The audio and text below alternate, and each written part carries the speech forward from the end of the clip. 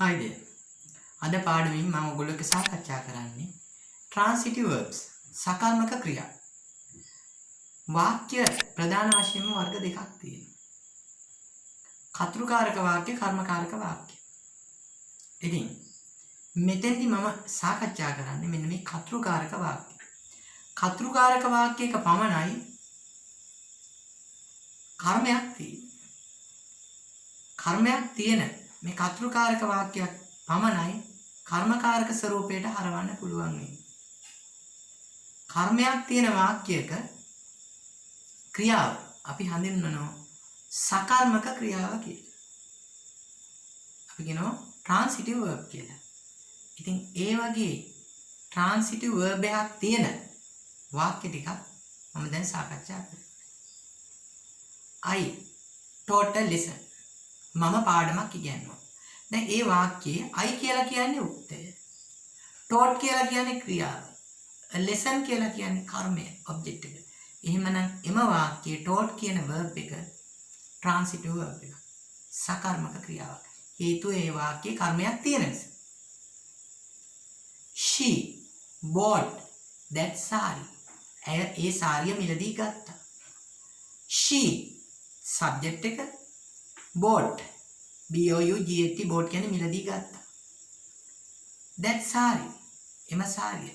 that sari කියලා කියන්නේ ඒ වාක්‍යයේ කර්මය. එතකොට වාක්‍යයේ කර්මය පුජ්‍යලයක් හෝ දෙයක් විය හැකියි. එතකොට තවත් වාක්‍යයක් මම කියනවා. mother blame me. අම්මා මට බැන්න. me කියලා කියන්නේ එම වාක්‍යයේ කර්මය.